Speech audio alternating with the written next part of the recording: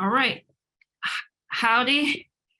Good evening. This is Keisha Rogers, and I want to thank you for joining us for our LaRouche PAC strategic overview and discussion. And today is October 31st. We are now 8 days before the November 8th election. And I think most of you who are engaged in the political process really are seeing a total shift in the political climate and dynamic that is showing that a massive victory is well underway and it's at our fingertips for a new Republican Party represented by the ideas of a true America First agenda, which has been catalyzed by what President Trump has initiated and put into motion over the last several years.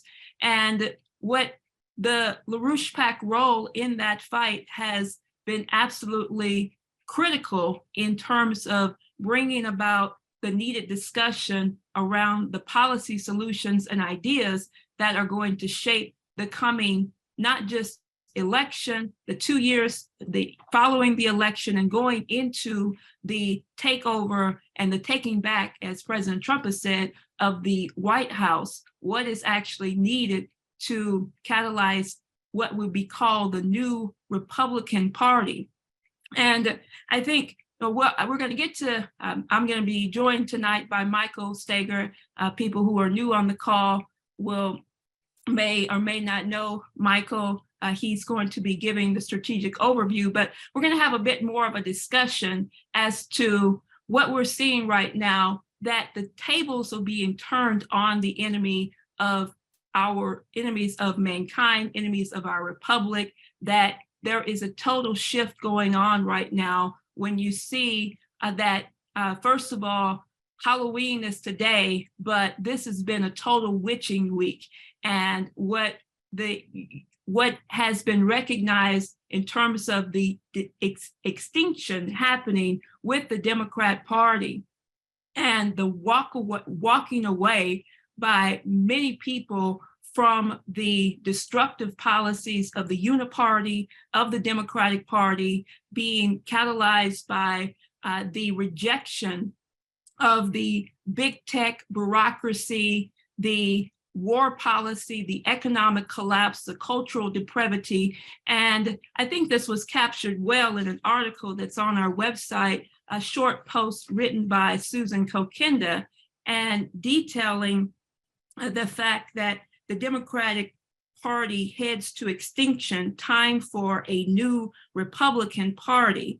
And that's going to be the focus really of our discussion and our call tonight. And it is absolutely, if you're not buried in the sand and you're out there mobilizing the American people and getting involved in the political process to turn out a massive groundswell in the next 8 days, and have been for this political process, then you'll know, as many of us have experienced going to some of these major political events, and we'll be talking about this, and hopefully we'll get reports later on in the discussion. But what is recognized is that people are rejecting this war policy, rejecting the idea that we could be on the verge of a nuclear war with Russia, are saying that we need to have policies that address what is essential for the American people, and that you are seeing right now as we're looking at, one, the walkaway movement and what has been now developed by people like Tulsi Gabbard going out and organizing massively across the state in some of these key areas, swing state areas, in Michigan, where she was just at, in Nevada, in Tennessee, and many other places that she's been organizing for some of the America First, MAGA, Trump-endorsed candidates. Now, many people probably would have said they would never have seen this coming, but this is showing you that there is a massive groundswell in a new majority that's being formed. It's not just about a Republican Party. And so we have to actually lead that new majority. You think about what's happening with the takeover, this is massive, of Elon Musk of Twitter. And we'll be talking about that more. I want Michael to come in and actually give us the implications of this. But when you talk about the spooks and the kooks and the dying Democrat Party, you can look at what is happening with the insane, this insane thing that just happened with Nancy Pelosi's husband. But particularly, I mean, this is just showing that this party will use anything to, pulling out Obama, pulling out Biden to blame this whole, orgy fest that's going on with Nancy Pelosi, the Speaker of the House's husband, and whatever kinds of insane dealings he has going on. But look, the point is the people are not buying it. They're pushing lies. And on top of it, this is creating a situation where people like Elon Musk are exposing Obama, who would go out like Biden and like Hillary Clinton and say that this is a result of people who were engaged in January 6th and who've been pushing the 2020 lies around the election. So I'm just telling it like it is. I don't know. We might get kicked off of YouTube, but at the same time, I think it characterizes, and I want us to get into this a bit more, because right now the question is how we're going to turn out a massive victory, get out a massive turnout of Republican leadership, and in the next 8 days going into the November 8th election. And I want to hear from you guys on what you're getting on the grounds. We can win this. We can defeat this process right now of what all kinds of shenanigans are being reported already in the election process. But if we turn out a massive victory, a massive vote, then this can be a big mobilization that will totally transform the direction that our country is going in. So why don't I go ahead and turn it over so that Michael can respond to some of that and give us a sense of what's required to create this new Republican majority to catalyze where it needs to go. All right, thanks, Keisha. Hi, everyone. Good evening. So, look, we got quite a world situation on our hands. And I think Keisha pointed to the most essential component, which is what can we do to act upon this kind of historical moment?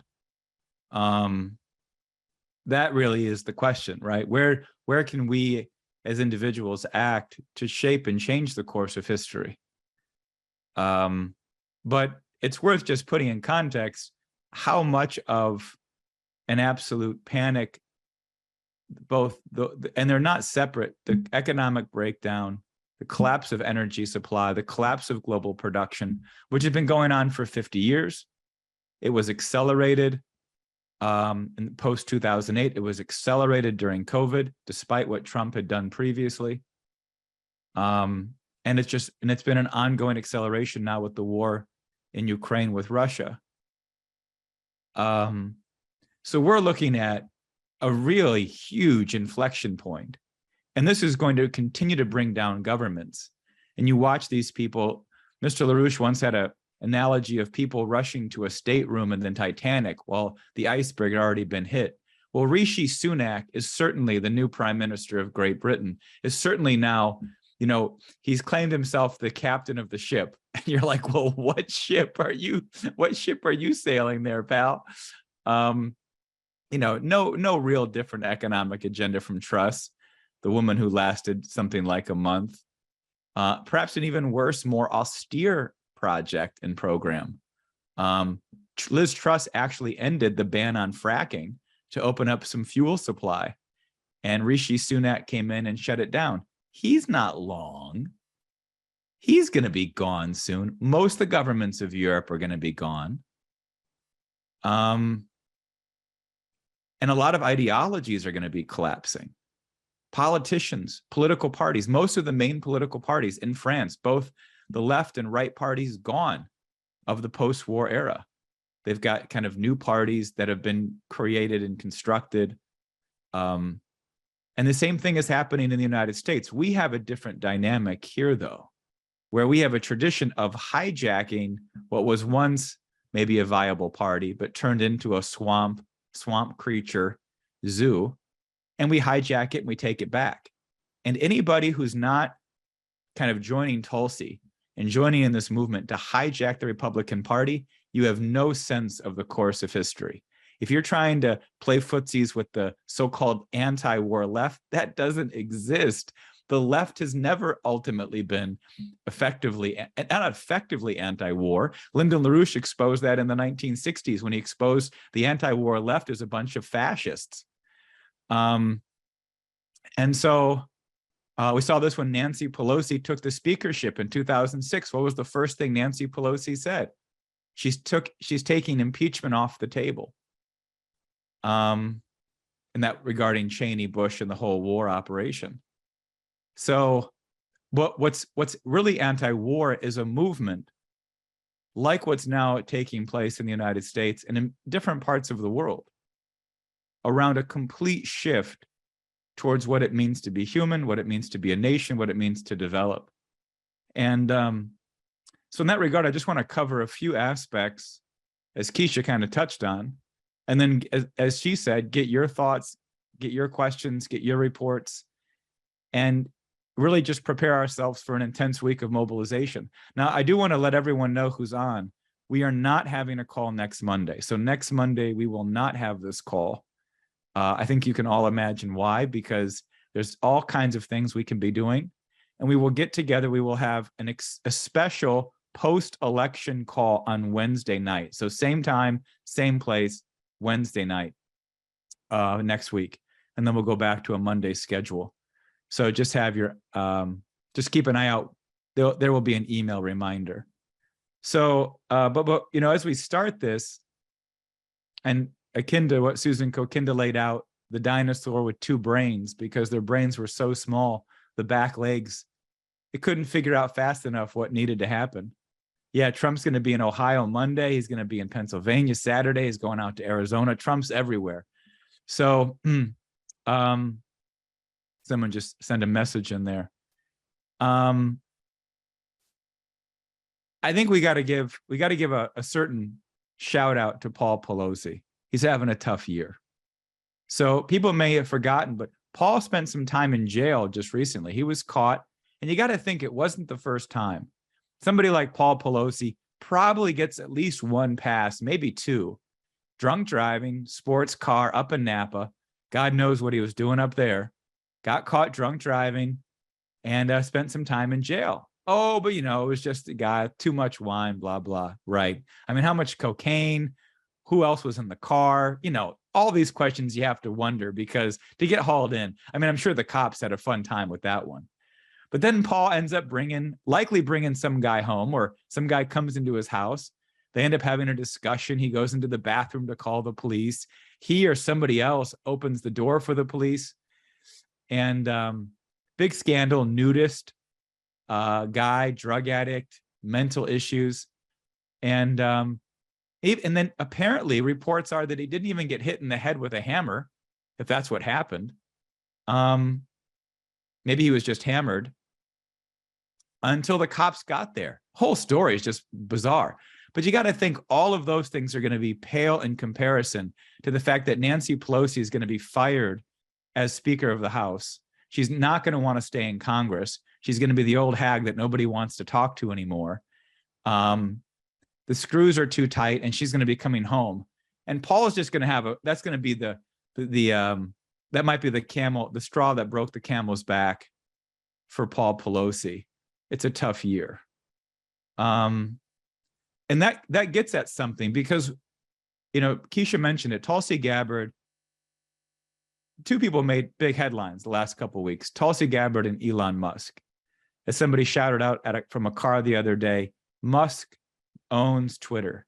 This is a big deal, largely from the standpoint that now if somebody wants to make a breaking story like the Hunter Biden laptop, and there may be something coming in this next week, the Democrats have certainly tried to run certain things. I don't think Paul Pelosi and the J6 idea was a planned. I think that was made up at 5 o'clock in the morning. How do we spin this? The spin doctors were immediately called. But there certainly could be things coming from this patriotic uprising and people and intelligence groups and others involved to continue to blow things open, because now, unlike in 2020, a story like the Hunter Biden laptop could go viral. It could be picked up on Twitter. There's more and more media reports on just to the degree that the FBI, Department of Homeland Security, federal agencies have been directly controlling media and to social media discussions in this country. So Elon Musk, so we'll see how that plays out. Michael, it's probably no coincidence, and I don't know what you think about this also, that the video of Nancy Pelosi did, daughter Alexandra Pelosi did the whole documentary around January 6th, and now they think that the American people didn't forget about that and what Nancy Pelosi said about Donald Trump. But then now all of a sudden, oh, this is just coincidental that this comes in right before the election, the incident with her husband. So that's the whole thing is about. You just see how much of this stuff is theater, but also how degenerate this whole crowd is. You got to imagine. It's really what it comes down to. None of the coverage on Paul Pelosi talks about the fact that he was just caught drunk driving.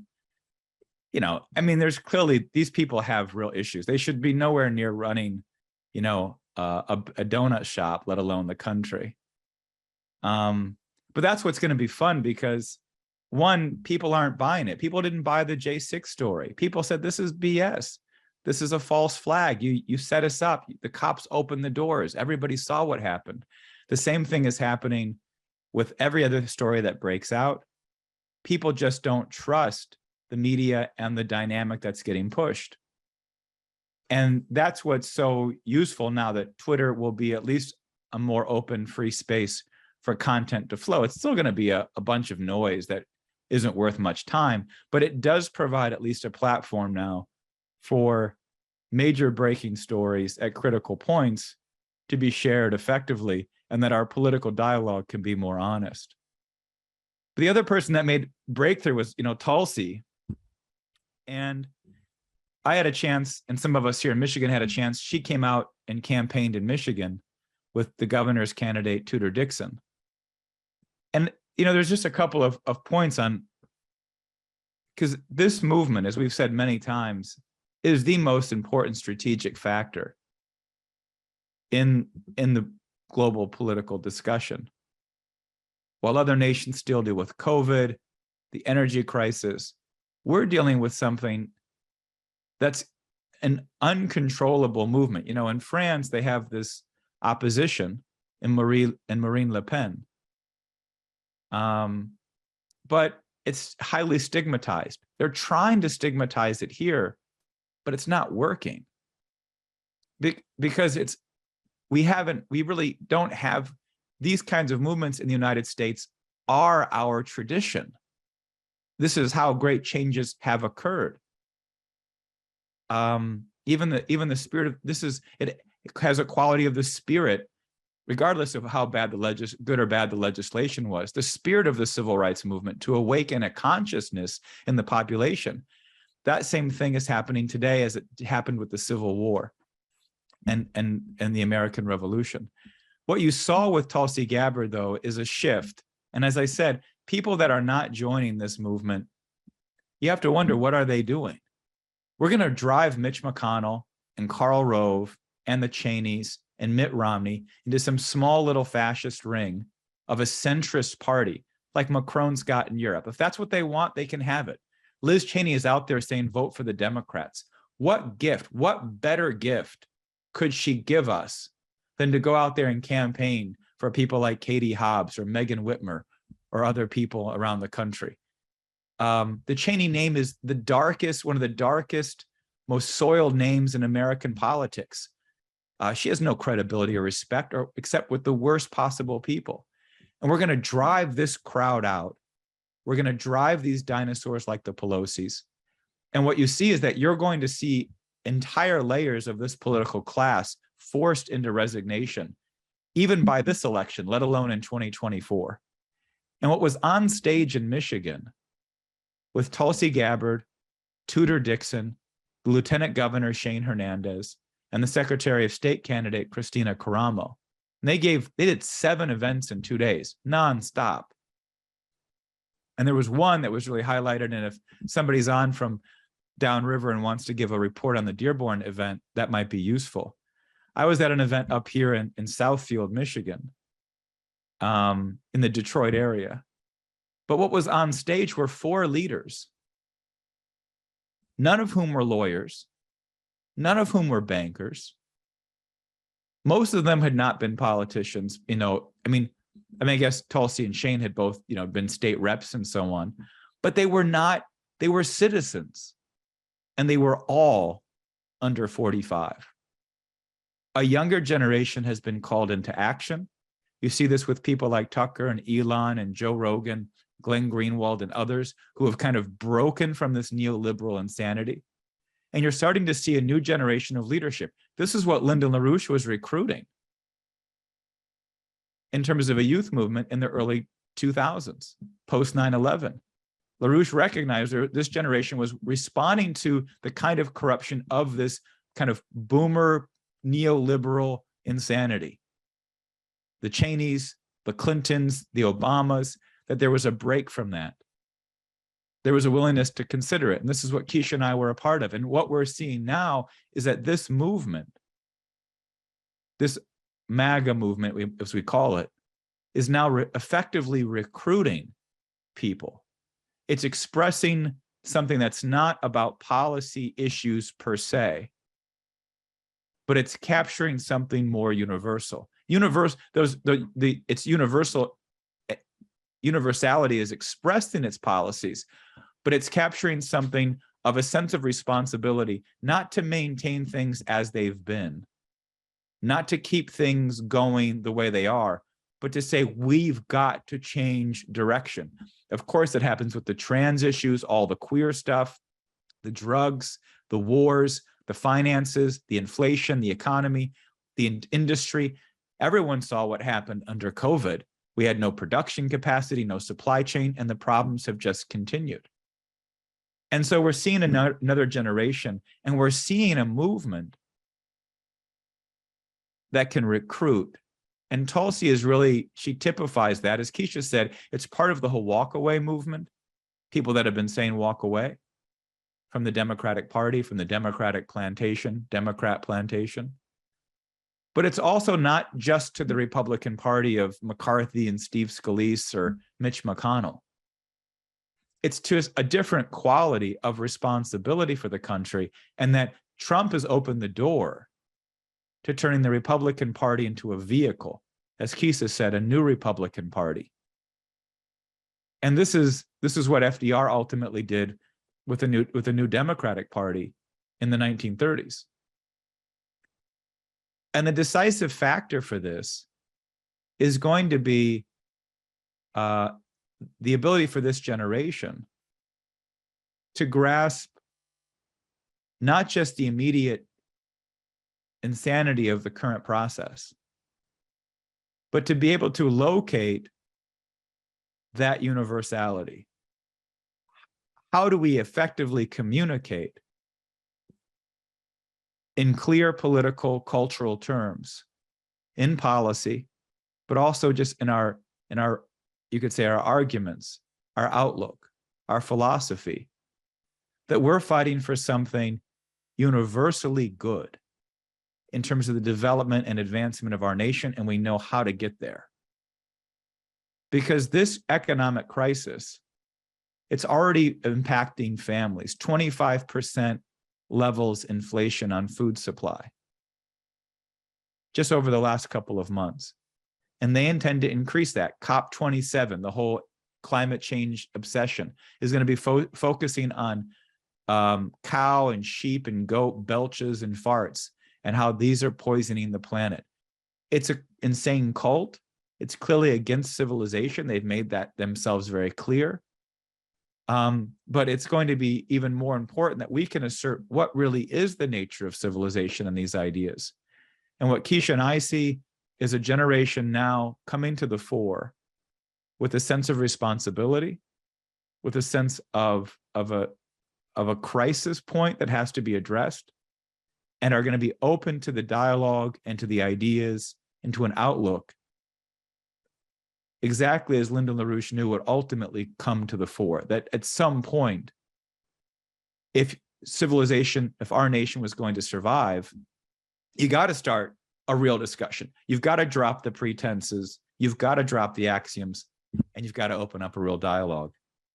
And so this is exciting. It was certainly clear on stage. These are real people with backgrounds, many of which their families were all Democrats. You know, you had, I mean, it was a diverse crowd, just to paint the picture. Tulsi Gabbard from Hawaii, a Samoan American, was a clear leading Democrat. She was a vice chair on the Democratic National Committee.